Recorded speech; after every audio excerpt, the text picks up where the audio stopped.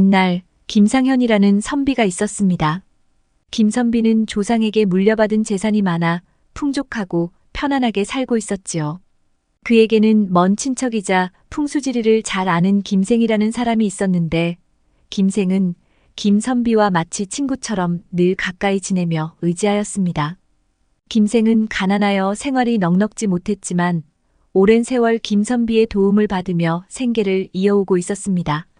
그러던 어느 날 김선비가 병에 걸려 위중해지자 자식들을 불러 말했습니다.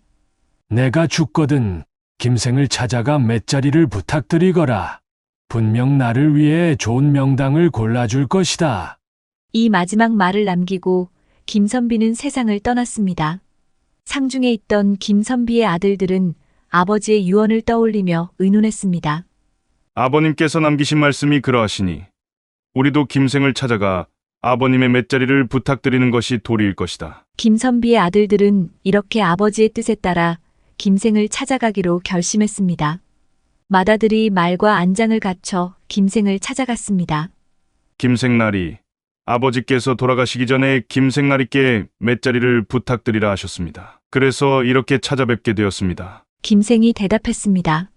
그동안 선친의 도움을 많이 받은지라 굳이 청하지 않더라도 내가 마땅히 가서 맷자리를 구해드리려 하였네. 다만 오늘은 사정이 있어 갈 수 없으니 내일 내가 혼자 가서 자리 잡아놓겠네. 맏아들은 김생의 말을 믿고 공손히 인사한 뒤 돌아왔습니다. 그런데 다음 날 저녁이 되어도 김생은 오지 않았습니다. 이에 맏아들은 이번에는 둘째 동생을 보내 김생의 집에 가보도록 했습니다. 둘째가 김생을 찾아가니 김생은 피곤한 얼굴로 말했습니다. 오늘은 몸이 좋지 않아 일어나기 힘드니 내일 가서 맷자리를 찾아놓겠네. 둘째도 할 수 없이 김생의 말을 믿고 돌아왔지만 그 다음 날도 김생은 저녁이 되어도 오지 않았습니다. 결국 셋째 동생이 나서서 김생의 집으로 갔습니다. 셋째가 도착하자 김생은 그에게도 비슷한 말을 했습니다. 오늘은 급히 볼 일이 생겨 내일 가서 맷자리를 구해드리겠네. 셋째 역시 어쩔 수 없이 김생의 말을 믿고 돌아왔으나 그날 저녁이 되어도 김생은 오지 않았습니다. 이를 지켜보던 맏아들은 참다 못해 화가 폭발하며 말했습니다. 그동안 우리 아버지 덕분에 살림을 꾸려왔으면서 이리 배은망덕할 수가 있단 말인가. 세상에 이토록 의리 없고 막대먹은 인간이 어디 있단 말이냐? 더는 기다릴 수 없다. 차라리 다른 직원에게 맷자리를 부탁하자. 형제들은 맏아들의 분노에 공감하며 신뢰할 수 있는 직원을 찾으려고 의논하기 시작했습니다. 한편 김선비의 집에는 겨우 16살쯤 되는 삼식이라는 종이 있었습니다.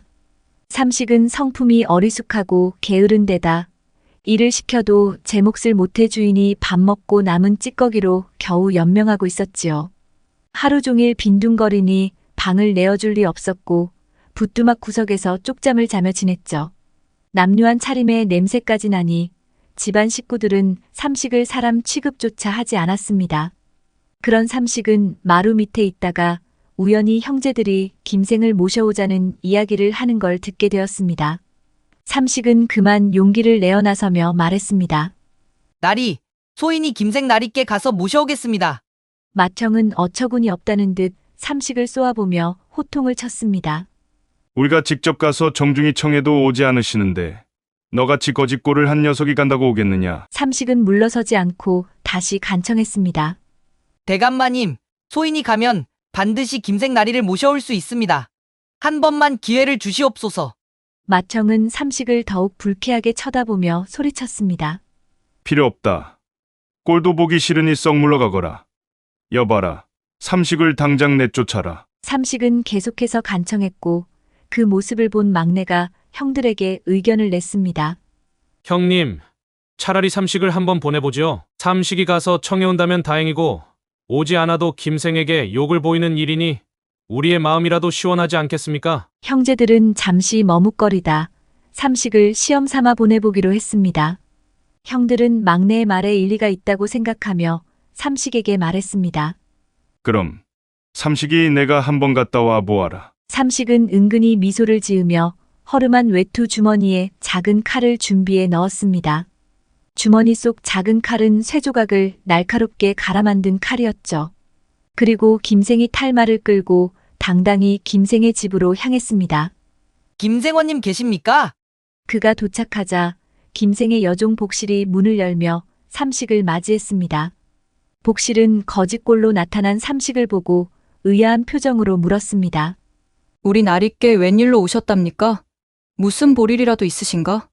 삼식은 전혀 주눅 들지 않고 당당하게 말했습니다. 김상현 어르신 댁에서 왔다고 전해주게. 복실은 시큰둥한 얼굴로 방으로 들어가 김생에게 말했습니다. 나리, 김대감 댁에서 사람이 찾아왔습니다. 김생은 얼굴을 찌푸리며 묻습니다. 무슨 일로 왔단 말인가? 나리께 간곡히 청할 일이 있다고 합니다. 복실의 말을 들은 김생은 노기가 서린 목소리로 대답했습니다.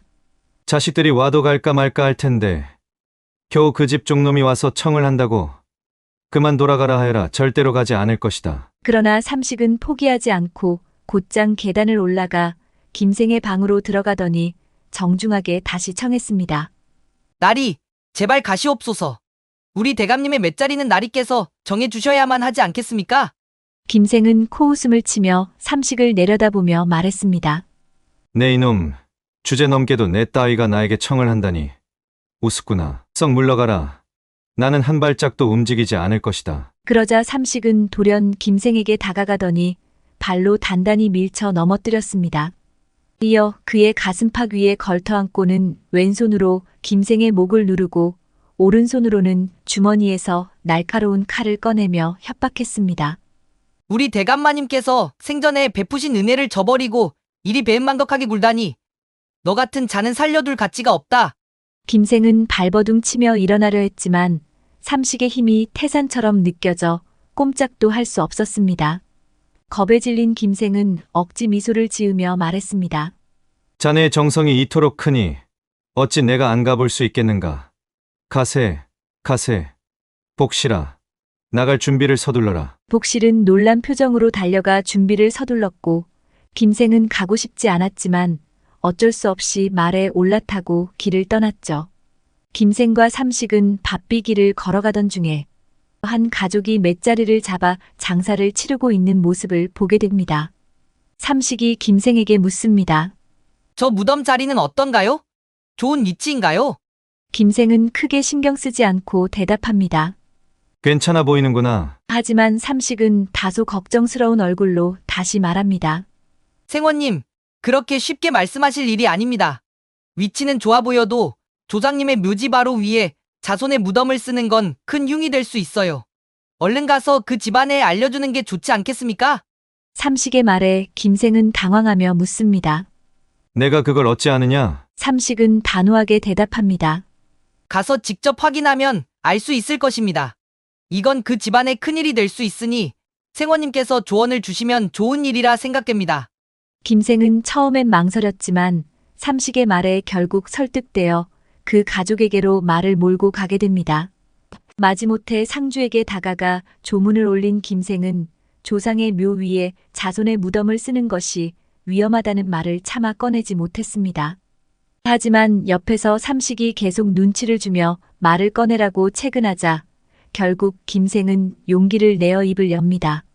조상의 묘지와 자손의 묘지가 지나치게 가까우면 흉이 될 수 있다고 들었습니다. 김생의 말을 들은 상주는 크게 놀라면서도 의아해했지만 김생이 거듭 강조하자 무덤을 다시 점검해 보자고 동의합니다. 관 위에 덮은 석회를 걷어내고 확인해 보니 위아래가 잘못 뒤집혀 있는 상태였습니다.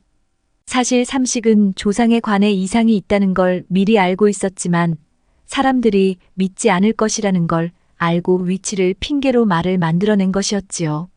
상주는 놀란 마음에 즉시 다른 자리로 옮겨 새로운 무덤을 준비했고 김생에게 크게 감사하며 떠나지 말고 며칠 더 머물러 주기를 간청했습니다. 그러나 김생은 갈 길이 멀다며 정중히 거절하고 하산했습니다. 가는 길에 삼식이 물었어요. 생원님, 저희 대감마님의 맷자리는 어디로 하실 생각이세요? 김생이 잠시 생각하더니 대답했습니다. 집 뒤쪽 언덕이 괜찮지 않을까? 삼식은 고개를 저으며 단호하게 말했어요. 안 됩니다. 집 앞에 큰 연못이 있는데 연못 안에 있는 작은 섬이 더 적합합니다. 김생은 의아해하며 물었어요. 이놈아 연못에 물이 가득 있는데 어찌 맷자리로 쓰겠느냐? 삼식은 자신있게 대답했습니다. 걱정 마십시오. 그냥 그곳으로 정하십시오. 김선비 댁에 도착하여 결국 김생은 삼식의 말대로 연못 안섬을 장지로 정했습니다. 상주들과 가족들은 모두 깜짝 놀랐고 사실 김생도 속으로는 당황하고 겁이 나서 삼식을 병풍 뒤로 데리고 가서 말했습니다. 연못 가운데에다 장지를 정하긴 했지만 물이 가득 찬 연못에 어떻게 장사를 지내란 말인가? 삼식이 여유롭게 대답했습니다. 걱정하지 마십시오. 곧 알게 되실 겁니다. 며칠 후 장례일이 다가오자 김생은 한밤중에 몰래 연못으로 가서 상황을 살펴봤습니다. 그런데 놀랍게도 연못이 말라 있었고 물 한 방울도 남아있지 않았습니다. 김생은 너무나도 놀라웠습니다. 그래서 연못의 가장자리를 정리하고 메워서 평지로 만들었는데 그 형세가 정말 훌륭했습니다. 하간을 마친 날 밤 삼식이 김생에게 말했습니다. 생원님, 내일 주인 댁에서 분명히 후한 선물을 주실 겁니다. 그때는 절대 받지 마시고 대신 저를 달라고 하십시오. 다음 날 주인은 예상대로 후한 선물을 준비했지만 김생은 그 선물을 받지 않고 삼식만 달라고 요청했습니다. 주인은 일이 많지 않아 종을 두기 어려웠던 터라 기꺼이 삼식을 김생에게 보내기로 했습니다. 이리하여 김생은 삼식을 데리고 돌아갔습니다. 돌아오는 길에 삼식이 김생에게 조용히 말했습니다. 앞으로 장지를 정하실 때는 저를 데려가십시오. 제가 말을 채찍질하다가 발을 멈추는 곳이 바로 장지로 적합한 곳일 것입니다. 그리하여 삼식은 김생의 집에서 머물며 김생이 하는 일을 도와주게 되었지요. 김생은 삼식의 지혜로운 조언 덕분에 장지를 찾는 일마다 큰 성공을 거두었고 점차 사람들에게 신뢰를 얻고 입소문을 타서 많은 사람들이 김생을 찾았습니다. 10년이 지나자 그의 집은 번창했고 재산도 상당히 늘어났습니다.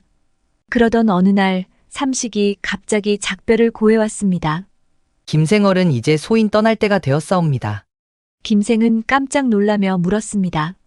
내가 우리 집에 온 지도 어느덧 10년이 지났는데 그동안 함께 지내며 정이 얼마나 두터워졌는지 모른다. 그런데 이렇게 이유도 없이 떠난다니 무슨 일이 있는 게냐? 삼식이 조용히 대답했습니다. 이제 제게 가야 할 곳이 생겨더는 여기 머물 수 없습니다. 다만 걱정하지 마십시오. 생원님이 돌아가시기 전에 다시 찾아와 장지를 정해드릴 것입니다. 김생은 서운한 마음에 삼식을 붙잡아 두고 싶었지만 삼식은 끝내 작별을 고하고 떠났습니다. 몇 해가 지나 김생이 점점 나이가 들어갈 즈음 삼식이 다시 나타났습니다. 김생이 반가운 마음과 동시에 이상한 예감에 물었습니다. 삼식아, 내가 돌아왔구나. 그런데 어쩐 일로 다시 온 것이냐? 내가 벌써 죽을 때가 되었더냐? 삼식은 안타까운 눈빛으로 대답했습니다. 생원님의 수명이 얼마 남지 않았습니다. 마지막 장지를 정해드리기 위해 왔습니다. 김생은 삼식으로부터 자신이 살 날이 얼마 남지 않았다는 말을 듣고 마음이 무거워졌습니다. 그동안 죽음에 대해 막연히 생각해보긴 했으나 막상 남은 시간이 얼마 없다는 사실을 마주하니 마음속 깊은 곳에서 두려움과 함께 미련이 피어올랐습니다. 둘은 함께 마을을 벗어나 멀리까지 걸어가며 산을 하나씩 둘러보았습니다. 삼식은 차분히 설명을 이어갔습니다. 이쪽은 청룡입니다. 주산에서 왼쪽으로 갈라져 나온 산맥이죠. 저쪽은 백호입니다. 주산에서 오른쪽으로 뻗어나온 산맥이고요. 그리고 저 앞에 보이는 산은 안산입니다. 생원님 묘 자리는 이 산을 등지고 모양새가 가장 안정적인 방향을 바라보게 하겠습니다. 김생이 궁금한 듯 물었습니다.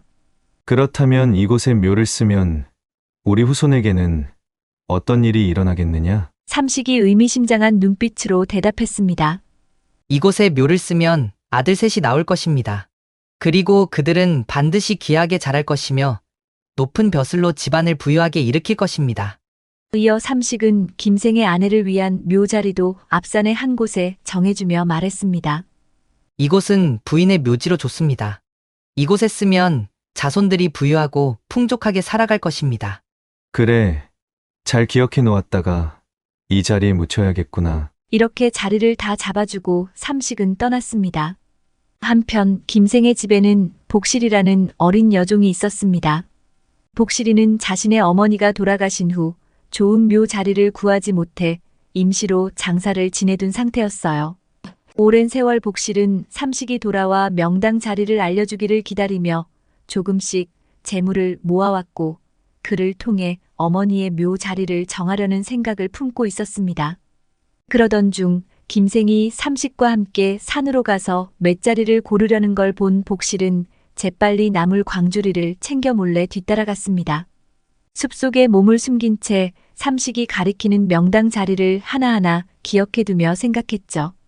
이 자리에 어머니를 모시면 우리 집안도 번창할 수 있을 거야. 복실은 산에서 돌아온 후 몇 달간 준비해둔 재물을 모아 다른 마을에 사는 친척들을 불러 도움을 청했습니다. 돈 50냥을 내어 석회와 식량을 마련하고 곧바로 어머니의 시신을 임시묘에서 파내 삼식이 점쳐준 명당 자리로 옮겨 이장을 했습니다. 장사를 다 마친 뒤 복실은 흔적도 없이 도망쳐 새로운 삶을 꿈꾸며 떠났습니다. 그렇게 도망친 여종 복실은 천한 신분이지만 귀한 자식을 낳아 번창하는 삶을 꿈꾸었습니다. 그 꿈을 이루려면 반드시 양반 집안의 남자를 만나 혼인을 해야 한다고 굳게 다짐했지요. 복실은 결국 한 부자 집에 하인으로 들어가 일을 하게 되었습니다. 그러던 어느 날 주인이 그녀에게 말했어요. 복실아, 너도 이제 시집을 가야 하지 않겠느냐? 혼기가 벌써 지난 것 같구나. 우리 집에서 일하는 덕칠이 어떠냐? 성실하고 힘도 좋고 너하고 잘 어울릴 것 같구나. 복실이는 주인 대감의 말을 듣고는 결이 찬 마음으로 말했지요. 대감마님, 비록 제가 지금은 천한 신분이나 본래 저희 집안은 양반이었습니다. 그래서 상민과 혼인할 수는 없지요. 반드시 양반 가문에 시집 가고 싶습니다. 어허, 그랬구나. 그럼 양반으로 알아봐야겠구나. 마침 이웃마을에 홍씨라는 양반이 있는데 여러 대 동안 벼슬을 하지 못해 양반의 명백만 유지하고 있단다. 나이가 30이 되었지만 아직 장가를 들지 못했는데 그 집에라도 시집을 가겠느냐. 대감마님 양반이라면 가난해도 괜찮습니다. 알겠다. 너는 내 수양딸이라 하여 홍씨와 혼인을 시켜주겠다. 대감마님 은혜 잊지 않겠습니다. 며칠 후 주인은 홍씨를 만나 이야기하였지요. 홍선비, 자네 혼인할 나이가 이제 한참 지났지 않은가? 애를 낳았어도 몇은 낳았을 나이지요.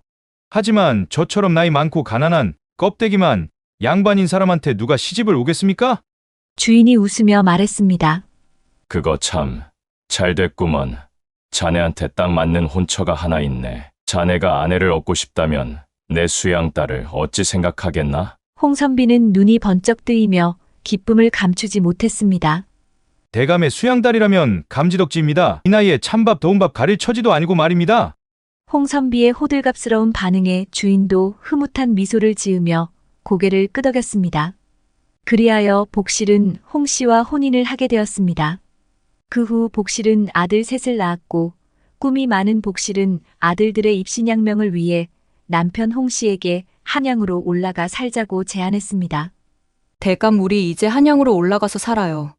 아는 사람도 하나 없는 한양에서 어찌 살아간단 말이오?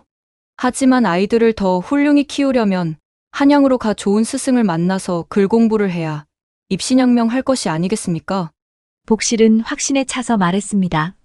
하늘은 사람을 내면서 먹고 살 방법도 함께 주신다 했으니 분명히 살아갈 방도를 찾을 수 있을 것입니다. 결국 가족들은 함께 상경하여 한양에서 힘든 일도 마다하지 않고 생계를 꾸려나갔습니다. 오로지 세 아들을 공부시키는데 전념하며 알뜰살뜰 살았지요. 오랜 세월이 흐르며 세 아들은 차례로 과거에 급제했고 집안은 번창하여 부귀한 가문이 되었습니다. 그렇게 여종 복실이는 세 아들과 아무 걱정 없이 부유하게 살게 되었지요. 그러던 어느 날 밤이 깊어지자 복실은 세 아들을 불러앉히고 조용히 말을 꺼냈습니다. 어머니의 진지한 표정에 아들들은 모두 귀를 기울였습니다. 복실은 잠시 옛 생각에 잠긴 듯 하다가 천천히 이야기를 시작했습니다. 얘들아, 내가 오늘 너희에게 중요한 이야기를 해주려고 한다. 어머니, 무슨 이야기인가요? 복실은 살짝 미소를 지으며 고개를 끄덕였습니다. 옛날에 나는 김생이라는 양반집에서 여종으로 일했었단다. 김생은 맷자리를 알아봐주는 직관이었는데 그 집에는 삼식이라고 불리는 종이 한 명 더 있었지. 삼식이는 단순한 종이 아니라 김생이 신뢰하고 의지하는 사람이었단다. 그는 맷자리를 잘 알아보는 능력이 있어 여러 명당을 알려주어 김생의 집안이 크게 번창하게 도왔지. 복실은 그 시절을 떠올리며 이야기를 이어갔습니다. 그런데 나도 한 가지 욕심이 생기더구나. 우리 집안도 언젠가 큰 복을 누릴 수 있다면 얼마나 좋을까 하고 말이야. 내 부모님이 돌아가셨을 때 제대로 된 묘 자리를 구하지 못해 임시로 장사를 지내야 했는데 항상 마음에 걸렸지. 그래서 어느 날 김생이 삼식과 함께 맷자리를 보러 간다는 이야기를 듣고는 몰래 따라가 삼식이 김생이 묻힐 맷자리를 미리 잡아주기 위해 가리키는 명당 자리를 하나하나 기억해 두었지. 아들들은 점점 흥미진진해하며 어머니의 이야기에 빠져들었습니다. 그리고 그날 밤 기회가 왔다고 생각했어. 혼자 나와서 삼식이 점지해준 명당 중 하나를 선택했지. 그동안 모아둔 돈을 꺼내 친척 몇 명을 불러와서 서둘러 우리 부모님을 그 자리에 모셨어. 장사를 다 마친 뒤에는 흔적도 없이 김생의 집을 떠나 도망쳤단다. 그때는 얼마나 두렵고 조마조마했는지 모른다. 복실은 아들들의 눈을 보며 말을 이어갔습니다. 그 후 나는 마치 새 삶이 열린 것처럼 느껴졌단다. 그 자리에 부모님을 모신 후 가난하지만 양반의 집안인 너희 아버지와 혼인도 하고 우리 집안이 점점 운이 트이고 번창하기 시작했지. 내가 그 명당 덕에 너희를 낳았고 우리 가족이 이렇게 잘 살 수 있게 된 것도 다 그 덕분이란다. 아들들은 복실의 이야기를 들으며 어머니가 살아온 지난 시간의 고난과 오늘날의 부를 이루기까지의 부모님의 노고에 가사의 마음을 갖게 되었지요. 복실은 새 아들에게 마지막으로 당부하듯 말했습니다. 오늘 이야기를 마음에 새기고 조상의 은혜를 잊지 않으며 살아가야 한다. 그리고 어떤 어려움이 닥쳐도 너희 안에 있는 힘을 믿어라. 그 힘이 너희를 이끌어줄 것이란다. 복실의 눈빛에는 자식들을 향한 깊은 사랑과 그동안 품어온 인생의 지혜가 가득했습니다. 그런데 마침 그날 밤 도둑이 그 집에 들어와 창밖에서 주인이 잠들기를 기다리며 이야기를 엿듣고 있었지요. 도둑은 어머니의 말을 듣고 속으로 생각했습니다. 옳거니 큰 것이 왔구나. 자잘한 물건을 훔치느라 고생하는 것보다 이 이야기를 주인 집에 알리는 게 낫겠군. 옛 주인에게 이 사실을 알려서 그 대가로 목돈을 받는 게 좋겠어. 그렇게 생각한 도둑은 복실이에게 들은 함경도에 김생이라는 사람의 자손을 찾기로 하였지요. 도둑은 평소 김생의 집안 사정을 엿듣고 다닌 덕분에 복실에 관한 내막을 상세히 알고 있었습니다. 도둑이 김생의 아들을 찾아와 조심스럽게 말을 꺼냈습니다. 나리, 들으시면 흥미로운 이야기가 있어 찾아왔습니다. 예전에 김생 나리께서 살아계실 때 복실이라는 여종이 도망친 일을 기억하십니까? 김생의 아들이 대답했습니다. 어릴 적 여종이 도망친 일이 있었지. 그런데 자네가 그 일을 어떻게 아는가? 도둑은 천천히 고개를 끄덕이며 설명을 이어갔습니다. 그녀가 떠난 이유가 단순한 도망 때문만이 아니었습니다. 복실이 사실 김생 나리께서 얻은 명당을 몰래 이용해 자신의 어머니를 모셨다더군요. 그 덕분에 그녀와 그 자손들이 크게 번창했다고 들었습니다. 김생의 아들은 도둑의 말을 듣고도 의심스러운 표정으로 그를 바라보았습니다. 어찌 그런 말을 믿으란 말이며? 자네가 어떻게 그 내막을 알고 있단 말인가? 사실은 제가 사는 것이 힘들어 밤일을 좀 하고 있습니다. 그날도 부자인 복실이 집에 물건을 훔치러 들어갔지요. 모두 잠이 들기를 기다리는데 창문 너머로 그녀의 말소리가 들려 들어보니 그런 이야기를 하고 있었습니다. 도둑은 차분한 태도로 말했습니다. 저도 처음에는 믿지 않았습니다. 그러나 제 귀로 들었으니 거짓이 아닙니다. 이대로 그녀를 추노하시면 좋지 않을 수 있습니다. 대신 친척으로 가장해 복실의 집을 방문해 진위를 확인하시고 조금의 재물이라도 받아오시는 게 안전하겠지요.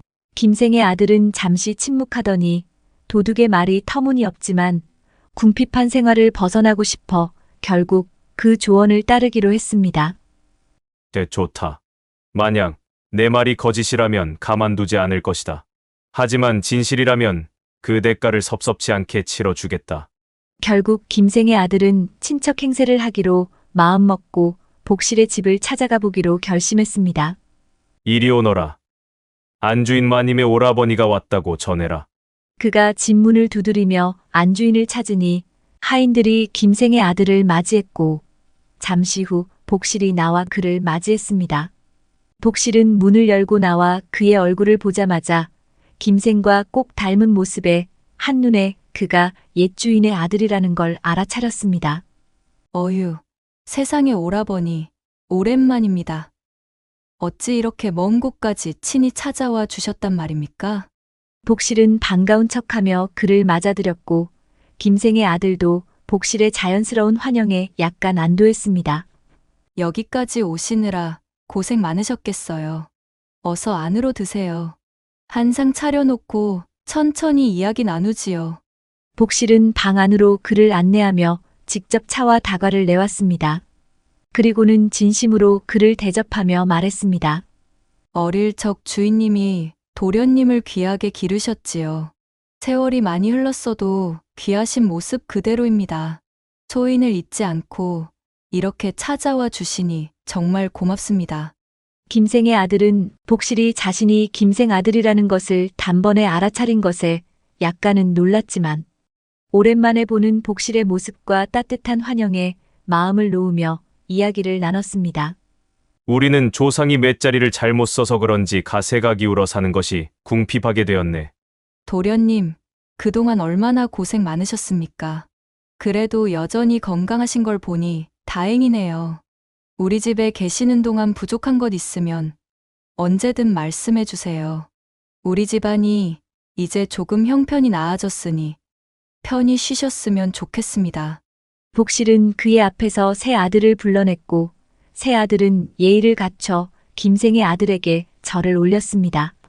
김생의 아들은 그 광경을 보며 복실의 자손들이 이렇게 귀하게 자란 것을 보니 도둑의 말이 일리가 있다는 것을 느꼈지만 복실의 따뜻한 태도에 김생의 아들은 아무 말도 하지 못하였지요. 복실은 며칠 동안 김생의 아들을 편안히 머물게 하며 정성껏 대접했습니다. 떠날 때가 되자 복실은 여러 가지 물건을 넉넉히 챙겨주며 그에게 인사했습니다. 도련님, 부족한 사람을 잊지 않고 찾아주셔서 감사합니다. 저도 예전 주인님께서 베풀어 주신 은혜를 늘 가슴에 새기고 살고 있습니다. 김생의 아들은 복실의 진심 어린 환대에 돈을 뜯으러 온 자신이 약간 부끄러운 마음이 들었지만 그녀가 챙겨준 물건을 받아들며 깊이 고개를 숙였습니다.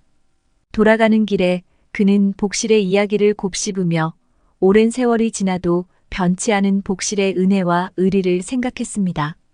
인연이라는 것이 이리도 묘한 것일까? 마음속에 묘한 감정을 품으며 김생의 아들은 복실의 집을 뒤로하고 돌아섰습니다. 우리가 살아가면서 많은 인연을 만나게 되지요. 그 인연과 은혜는 잊지 않고 되새길 때 비로소 진정한 가치를 지닐 수 있지요. 복실이 주인의 은혜를 잊지 않고 감사하며 살아가듯 사람 간의 인연과 은혜는 시간이 지나도 소중히 여기고 갚으려는 마음이 중요하다는 점을 일깨워줍니다. 들꽃 야담을 시청해주시는 여러분, 오늘 하루도 행복하시고 늘 건강 챙기시기 바랍니다. 감사합니다.